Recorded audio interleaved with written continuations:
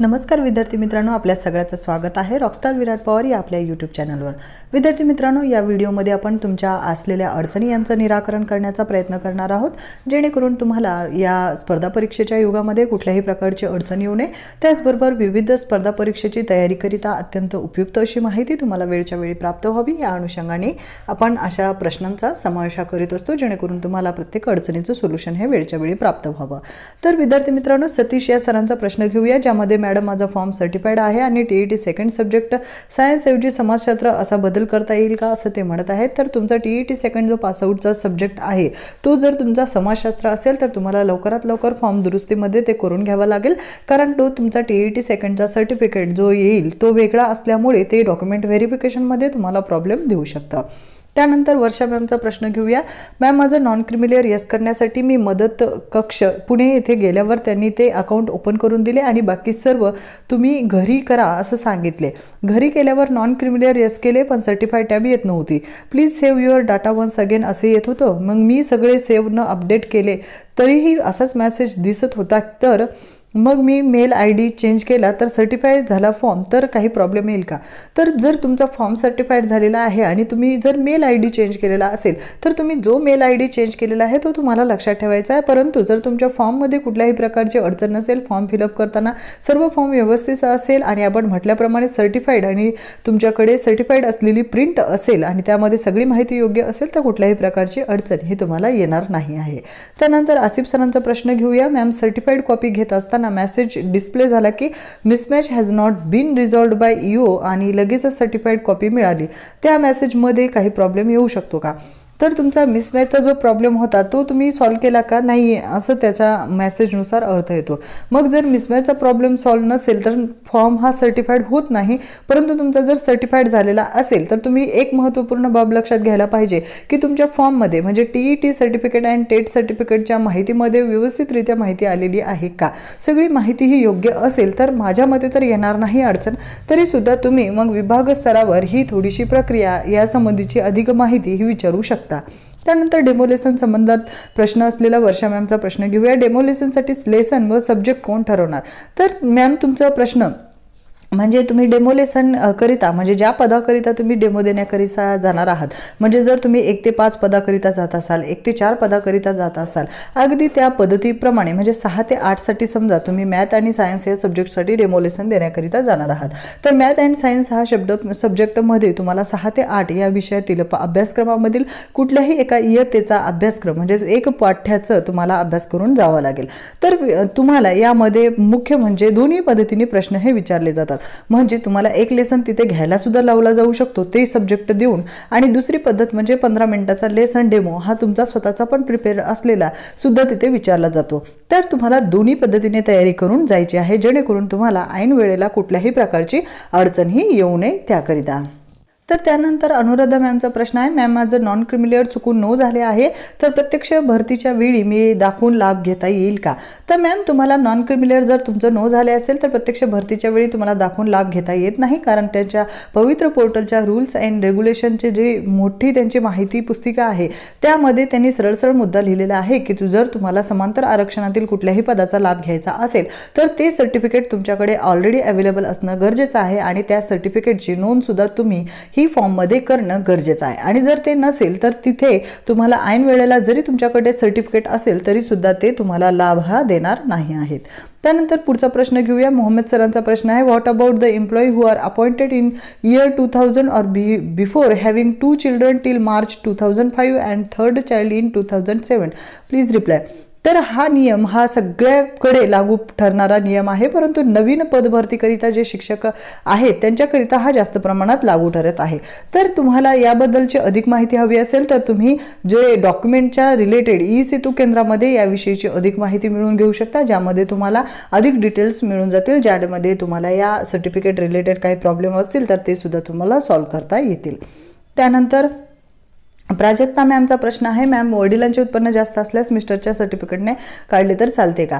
तर तुम्हाला उत्पन्नाचं सर्टिफिकेट मिस्टरच्या सर्टिफिकेटने काढले तरी चालते. त्यानंतर सुवर्णा मॅमचा प्रश्न घेऊया. मॅम मी फॉर्म भरलेला आहे पण सर्टिफाईड आहे की नाही हे पाहिले नाही आहे आणि प्रिंट पण नाही, प्लीज हेल्प मी. तर तुम्हाला लवकरात लवकर जाऊन विभागीय स्तरावर परत एकदा तिथे चेकअप करावं लागेल की तुमचा फॉर्म हा सर्टिफाईड आहे किंवा नाही. आणि सर्टिफाईड असेल तर मग चांगलंच आहे, सर्टिफाईड नसेल तर तुम्हाला सर्टिफाईड करण्याकरिता परत एकदा माहिती सर्व अपडेट करायची आणि परत सेल्फ सर्टिफाय ह्या ऑप्शनवर क्लिक करून तुम्हाला शेवटी प्रिंट काढायची आहे.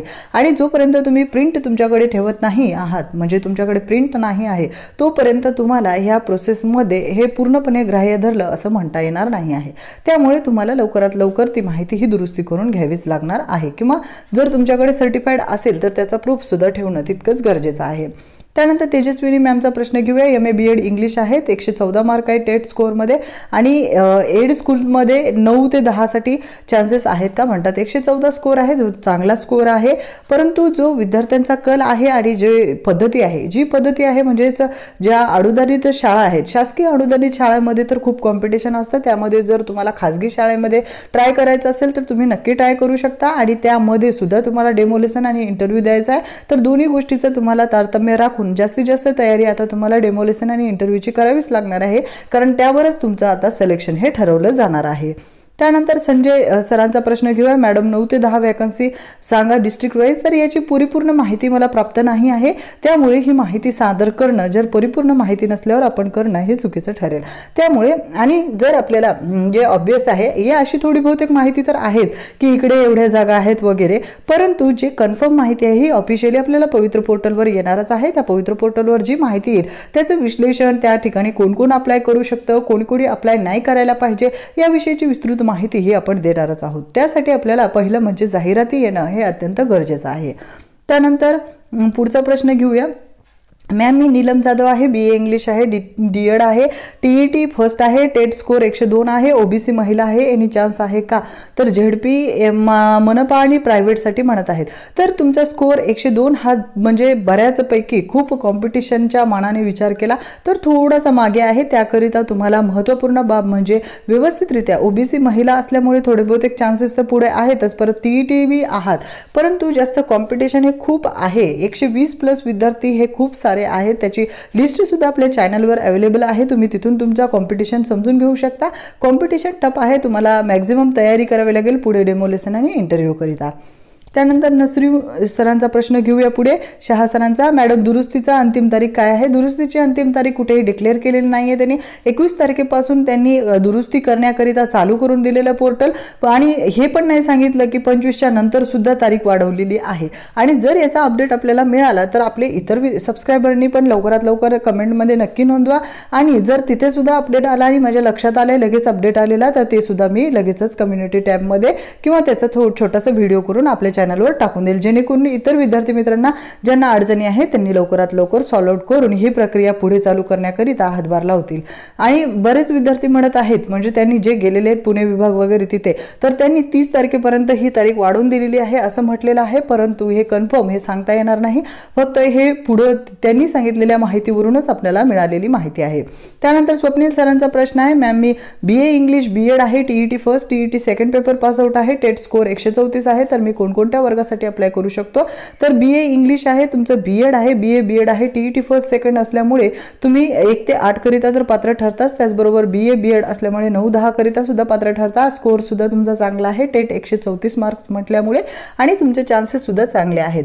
तर आता राहिला प्रश्न तुमचा 20 शाळा पसंती क्रमावर तुम्हाला लक्ष द्यायचं आहे आणि जास्तीत जास्त फोकस करून योग्य अशा शाळांची निवड करायची, जेणेकरून तुमचे मॅक्झिमम चान्सेस हे सिलेक्शनचे राहणार आहेत. त्यानंतर गौरी मॅमचा प्रश्न घेऊया. विभागीय स्तरावर दुरुस्ती करून मिसमॅच येत आहे, तर फॉर्म सर्टिफाईड करण्यासाठी EOकडे जावं असं सांगितलेलं आहे. हो, 26 तारखेला पण होऊ शकते का? Please answer. कितीपर्यंत दुरुस्ती केली तर चालते? तर आता हे दुरुस्तीचं आत्ताच मी थोड्या वेळाखाली म्हटलेलं आहे, ते तुम्हाला परत एकदा कंटिन्यू तेच विचार करायचा आहे. त्यानंतर विद्या मॅमचा प्रश्न आहे. मॅम मी BCom आहे, BCom BEd आहे, टेट स्कोअर 118 आहे, 9 ते 10 साठी अप्लाय करू शकते काय? तर नक्कीच तुम्ही BCom BEd असल्यामुळे तुम्हाला 9 ते 10 साठी अप्लाय करता करता येतं। त्यामध्ये तुमचे बीएडचे जे सब्जेक्ट आहे हेच तुमचा विषय शिक्षक म्हणून निवडीचे सब्जेक्ट असतात। म्हणजे 9 ते 10 साठी विषय शिक्षकाची निवड होत असते। समजा तुमचं बीएड मध्ये समजा मॅथ आणि सायन्स आहेत जे ऑब्वियसली या स्ट्रीमचं असतं, तर ते जर असेल तर तुमचं त्या अनुषंगाने म्हणजे बीएडचे सायन्स मॅथचे टीचरची जी जागा निघते त्या ठिकाणी सिलेक्शन हे होण्याचे चान्सेस असतात। म्हणजे तुमचं बीएडच्या सब्जेक्टवर डिपेंड आहे की तुमचे कोणते सब्जेक्ट आहेत अध्यापन पद्धतीमध्ये त्यावर। त्यानंतर पुढचा प्रश्न घेऊया गणेश सरांचा। मॅम माझी आधी ड्राफ्ट कॉपी होती आणि मी सर्टिफिकेट करून घेतला अँड माझं कडे सर्टिफिकेट कॉपी पण आहे, पण आज फ्रेंडने सांगितले की त्यांना पण सर्टिफाईड केलेला असताना परत ड्राफ्ट कॉपीमध्ये पडला होता, तर त्यांना आज परत सर्टिफाईड करून घेतला। ज्यांचं म्हणजे परत त्यांनी पहिल्यांदाच म्हणजे तुम्हाला ही गोष्ट लक्षात ठेवायची की जेव्हा तुम्ही लॉग आउट केलेला आहे तुमच्या पवित्र पोर्टलच्या फॉर्मला, तेव्हा तुमचा फॉर्म हा सर्टिफाईड होता का आणि त्या शेवटचं जे लॉग आउट केलं त्या सर्टिफाईडची प्रिंट तुमच्याकडे असेल तर तुम्हाला कुठल्याही प्रकारचं टेन्शन घ्यायचं नाही आहे। परंतु जेव्हा तुम्ही शेवटी लॉग आउट केलात म्हणजे समजा आज सर्टिफाईड केलं आहे, उद्या तुमची ड्राफ्ट कॉपी आलेली आहे आणि मग ती ड्राफ्ट कॉपीच राहिलेली आहे, परंतु जर तुमचं पहिला ड्राफ्ट कॉपी आहे आणि तुम्ही नंतर सर्टिफाईड केलेली आहे आणि परत तुम्हाला चेक करायचं तर ती सर्टिफाईडच येणार आहे। त्यामुळे कुठल्याही प्रकारची अडचण नाही, फक्त तुम्हाला लास्ट अपडेट तुम्ही कधी केलेला आहे आणि त्या लास्ट अपडेटमध्ये तुमचं सर्टिफाईड हे तुमच्याकडे प्रिंट आहे का एवढंच तुम्हाला लक्षात ठेवायचं आहे। बाकी कोणत्याही प्रकारचा चिंता करायची गरज नाही आहे। त्यानंतर शीतल मॅमचा प्रश्न घेऊया आणि या व्हिडिओचा समाप्त करूया। मॅम मी ओबीसी मध्ये येते आणि आता परत इतर वर नोंद करता येईल का? तर तुम्हाला कास्ट मध्ये चेंजेस करायच्या असेलच तर खूपच जास्त जर तुम्हाला अडचण असेल आणि चेंज करायच्या असेलच तर तुम्ही विभाग स्तरावर जाऊन याविषयी त्यांच्याकडे लेखी अर्ज सादर करायचा। लेखी अर्जाचा नमुना कसा असेल या स्वरूपाची माहिती सुद्धा आपण आपल्या चॅनलवर ऑलरेडी पोस्ट केलेली आहे, तो व्हिडिओ तुम्ही पाहू शकता। त्यामध्ये तुम्ही कारण दाखवा आणि त्यामध्ये पुढे तुम्हाला विभागीय उपसंचालक यांची माहिती यांच्याकडून त्याची परवानगी मिळवणं गरजेचं आहे आणि त्यांनी परवानगी दिल्यानंतर तुमचा फॉर्म हा ओपन करून देतात, त्यामध्ये मग तुम्ही चेंजेस हे करू शकाल। त्यामुळे तुम्हाला अगोदर जर तुमच्या जवळच्या विभाग स्तरावर कोणी व्यक्ती राहत असेल तर त्यांना तिथे पाठवून ही माहिती विचारायची आहे, जेणेकरून तुम्हाला याविषयीची माहिती संदर्भातील लेटेस्ट अपडेट प्राप्त होतील तुमच्या विभाग स्तरानुसार। तर अशा प्रकारे आपण अत्यंत महत्त्वपूर्ण प्रश्न घेतले, ज्यामध्ये आता इथे म्हटले गौरी मॅमने मॅम ही दुरुस्ती 30 तारखेपर्यंत आहे का? तर मला सुद्धा एका आपल्या सबस्क्रायबरने सांगितलेलं की 30 तारखेपर्यंत ही दुरुस्तीची प्रक्रिया राहणार आहे असं म्हटलेलं आहे, परंतु अशी ऑफिशियली कुठेही डेट दिलेली नाही आहे। त्यामुळे आपल्याला अशा स्वरूपाची माहिती ही बाहेर प्रकाशित करणं म्हणजेच थोडक्यात आपल्याला ऑफिशियली माहिती मिळाल्यानंतर सांगायला काही हरकत नाही, कारण बरेच विद्यार्थी हे प्रवास करून जात असतात, त्यामुळे आपल्याला कुणाचीही बेजारी करून घ्यायची नाही आहे। तर त्यांनी कन्फर्म करून घ्यायचं आपल्या विभागीय स्तराच्या जवळपास कोणी राहत असेल त्यांच्याकडून, किंवा तुम्ही जाऊन आलेले असल्यामुळे तुमच्याकडे त्यांचा नंबर असेल तर फोनवरून तुम्ही कन्फर्म करूनच जायचं आहे। जे जवळ राहतात त्यांनी जर गेल्यानंतर त्यांना कन्फर्मेशन झालं असेल तर त्यांनी इतर विद्यार्थी मित्रांना मदत करावी ही नम्र विनंती। त्या अशा प्रकारे आपण अत्यंत महत्त्वपूर्ण अपडेट घेतले, ज्यामध्ये सर्व महत्त्वपूर्ण प्रश्नांची उत्तरे देण्याचा प्रयत्न केला। आता या व्यतिरिक्त तुमच्या काही अडचणी असतील तर त्या कमेंट बॉक्समध्ये नक्की नोंदवा आणि त्या आपण लवकरात लवकर जसं आपल्याला वेळ मिळेल तसं सॉल्व्ह करण्याचा प्रयत्न करणार आहोत। त्याचबरोबर विद्यार्थी मित्रांनो, ज्या विद्यार्थ्यांनी आपल्या चॅनलला सबस्क्राइब केलं नाही त्यांनी सबस्क्राइब करून घ्या। सबस्क्राइब बटनच्या शेजारचं बेल बटन सुद्धा क्लिक करा, कारण असेच अत्यंत महत्त्वपूर्ण अपडेट तुम्हाला वेळच्या वेळी प्राप्त होतील। धन्यवाद।